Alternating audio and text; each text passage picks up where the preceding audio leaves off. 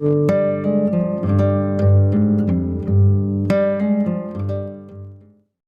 اللہ الرحمن الرحیم، صلی اللہ علی حبیبہ سیدنا محمد وآلہ واصحابہ وبارک وسلم۔ کہتے ہیں کہ عادات اخلاق اور طرز عمل خون اور نسل دونوں کی پہچان کرا دیتے ہیں۔ اسی سلسلے میں ایک کہانی عرض ہے۔ ایک بادشاہ کے دربار میں ایک اجنبی نوکری طلب کے لیے حاضر ہوا۔ قابلیت پوچھی گئی، کہا سیاسی ہوں۔ عربی میں سیاسی افہام و تفہیم سے مسئلہ حل کرنے والے معاملہ فہم کو کہتے ہیں۔ بادشاہ کے پاس سیاستدانوں کی بھرمار تھی۔ اسے خاص گھوڑوں کے استبل کا انچارج بنا لیا گیا، جو حال ہی میں فوت ہو چکا تھا۔ چند دن بعد بادشاہ نے اس سے اپنے سب سے مہنگے اور عزیز گھوڑے کے متعلق دریافت کیا۔ اس نے کہا نسلی نہیں ہے۔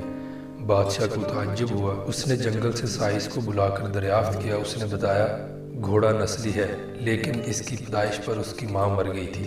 یہ گائے کا دودھ پی کر اس کے ساتھ پلا ہے۔ مسئول کو بلایا گیا، تم کو کیسے پتا چلا کہ گھوڑا نسلی نہیں ہے؟ اس نے کہا جب یہ گھاس کھاتا ہے تو گائیوں کی طرح سر نیچے کر کے، جبکہ نسلی گھوڑا گھاس منہ میں لے کر سر اٹھا لیتا ہے۔ بادشاہ اس کی فراست سے بہت متاثر ہوا اور اس کے گھر اناج، گھی، بھنے ہوئے دانے اور پرندوں کا اعلیٰ گوشت بطور انعام بھجوایا۔ اس کے ساتھ ساتھ اسے ملکہ کے محل میں تعینات کر دیا۔ چند دنوں بعد بادشاہ نے مصاحب سے بیگم کے بارے میں رائے مانگی۔ اس نے کہا طور و اتوار تو ملکہ جیسے ہیں، لیکن شہزادی نہیں ہے۔ بادشاہ کے پیروں تلے سے زمین نکل گئی۔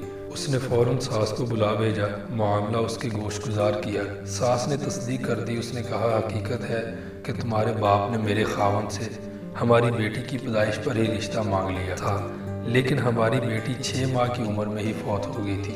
چنانچہ ہم نے تمہاری بادشاہت سے قریبی تعلقات قائم کرنے کے لیے کسی کی بچی کو اپنی بیٹی بنا لیا۔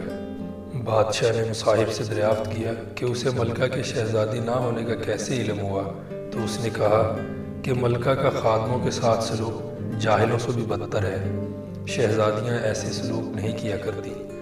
بادشاہ اس کی فراست سے خاصا متاثر ہوا۔ ایک بار پھر سے بہت سا اناج، بھیڑ بکریاں اسے بطور انعام دی اور اسے اپنے دربار میں متعین کر دیا۔ کچھ وقت گزرا تو مصاحب کو پھر بلا بھیجا اور اپنے بارے میں دریافت کیا۔ مصاحب نے کہا جان کی امان کا وعدہ دیجیے۔ بادشاہ نے وعدہ کیا تو مصاحب بولا نہ تو تم بادشاہ زادے ہو اور نہ تمہارا چلن بادشاہوں والا ہے۔ بادشاہ کو تاؤ آیا، مگر جان کی امان دے چکا تھا۔ سیدھا والدہ کے محل پہنچا۔ والدہ نے کہا یہ سچ ہے، تم ایک چرواہے کے بیٹے ہو، ہماری اولاد نہیں تھی تو تمہیں لے کر پالا تھا۔ بادشاہ نے مصاحب کو بلایا اور پوچھا اسے کیسے معلوم ہوا؟